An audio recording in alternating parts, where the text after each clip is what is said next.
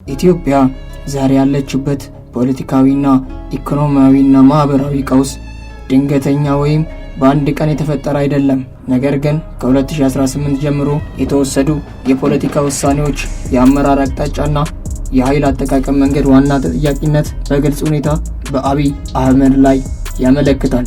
አብይ አህመድ ወደ ስልጣን ሲመጣ ሰላም፣ ዲሞክራሲ፣ አንድነት የሚሉ ከፍተኛ ተስፋዎችን አስነሳ። በመጀመሪያ የፖለቲካ እስረኞችን መፍታት፣ የመገናኛ ብዙሃንን መክፈት አዎንታዊ እርምጃ ነበሩ። ነገር ግን ይህ ተስፋ በቆይታ ወደ ተቃራኒው ተለወጠ።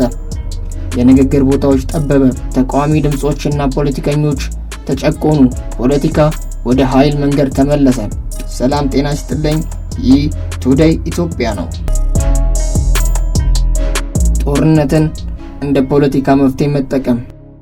በተለይ የሰሜን ጦርነት የኢትዮጵያን መሰረት ያናወጠ ክስተት ነበር። ጦርነት እንደ መጀመሪያ አማራጭ መምረጥ፣ ፖለቲካዊ ልዩነትን በውይይት ሳይሆን በጦርነት መፍታት መሞከር የአመራር ከባድ ክስተት ነበረ። ውጤቱም ሺዎች የሞቱበት፣ ሚሊዮን የተፈናቀሉበትና ኢትዮጵያ የወደቀችበት ሀገር ሆነች።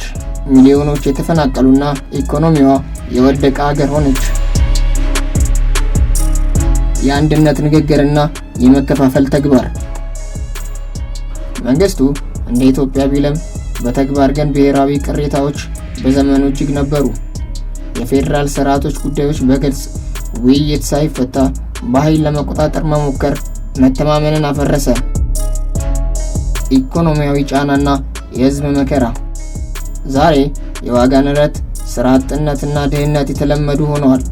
ይህ በዓለም አቀፍ ሁኔታ ብቻ ሳይሆን በውስጣዊ ፖለቲካዊ ውሳኔ የተባባሰ ነው። ጦርነትና የፖለቲካ አለመረጋጋት ኢትዮጵያን በቀጥታ አውድቋታል። ኢትዮጵያ ዛሬ ላይ ያለችበት ሁኔታ ብዙ ምክንያቶች ቢኖሯትም ዋና ተጠያቂው ሀገሪቱ ከፍተኛ ኃይል ያሉን አመራር ላይ ይወድቃል።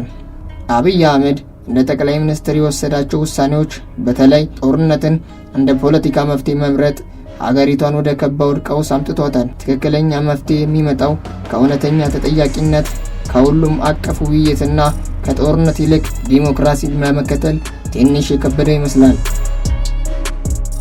እንደ ፖለቲካ ትንተና እንጂ እንደ ፍርድ ወይም የተረጋገጠ እውነት ሳይሆን አብይ አህመድ ወደ ስልጣን መምጣታቸው በአንድ ቀን የተፈጠረ ነገር ሳይሆን በውስጥና በውጭ ኃይሎች የተደገፈ የተሰራ የፖለቲካ ሂደት እንደነበረ ብዙዎች ይተነትናሉ።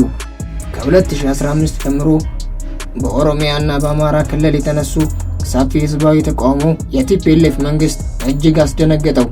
እንዲሁም ተቃውሞውን በመጀመሪያ የህዝብ እውነተኛ ጥያቄ ቢሆንም በኋላ ግን በውስጣዊ የፖለቲካ ኃይሎች እንደ ስልጣን መቀየሪያ መሳሪያ ተጠቀሙባቸው የሚል እይታ ነበረ። ህዝብም የለውጥ ጥያቄ ያቀረበ፣ ፓርቲ ግን ለውጡን በራሱ መንገድ ለመቆጣጠር ሞከረ። የቲፒኤልኤፍ ውስጣዊ ሽኩቻ። ከመለስ ዜናዊ ሞት በኋላ ቲፒኤልኤፍ ውስጥ ግልጽ የኃይል ክፍተት ተፈጠረ። ኃይለማርያም ደሳለኝ የሚቆጣጠረው ጠንካራ የፓርቲ መሰረት አልነበራቸውም። በዚህ ክፍተት ውስጥ የአሁኑ የኦሮሞ ብልጽግና እና የአሁኑ አማራ ብልጽግና በመተባበር ቲፒኤልኤፍን የቀድሞ ተጽዕኖ ለመቀነስ ተንቀሳቀሱ። ብዙ ተንታኞች አብይ አህመድ መምጣቱ ከውጭ ኃይሎች ፍላጎት ጋር እንደተጣመረ ይናገራሉ። ኢትዮጵያ እንደ ክልል መረጋጋት መሰረት፣ የገበያ ኢኮኖሚ መክፈት፣ የቀድሞ ቲፒኤልኤፍ የመንግስት መርሃ ግብር መለወጥ፣ አብይ እነዚህ ለመፈጸም ዝግጁ መሆናቸውን እንደ አመቺ አማራጭ አድርጎ አሳየ። ኃይለማርያም ደሳለኝ መልቀቃቸው በህዝብ ፊት የራሳቸውን ውሳኔ ቢመስልም በፓርቲ ውስጥ የተወሰነ ጫና ውጤት ነበረ የሚሉ ትንተናዎች አሉ። የቀድሞ ጠቅላይ ሚኒስትር ኃይለማርያም ደሳለኝ ከስልጣን መልቀቅ ለአብይ አህመድ ትልቅ ዕድል መከፈት ሆነ። አብይ አህመድ ወደ ስልጣን መምጣታቸው በቀጥታ የህዝብ ምርጫ ውጤት ሳይሆን የህዝብ ተቃውሞ ተጠቃሚነት፣ የፓርቲ ውስጥ ሽኩቻ ነው። ዛሬ የታየው ቀውስ ደግሞ ይህ ሂደት በእውነተኛ ዲሞክራሲ ሳይመራ መፈጠሩ ውጤት ነው ብለው የሚያብራሩ ብዙዎች አሉ። ውድ ቱዴይ ኢትዮጵያ ተከታታዮች ላይክ፣ ሼር፣ ሰብስክራይብ በማድረግ ቤተሰብ ይሁኑ።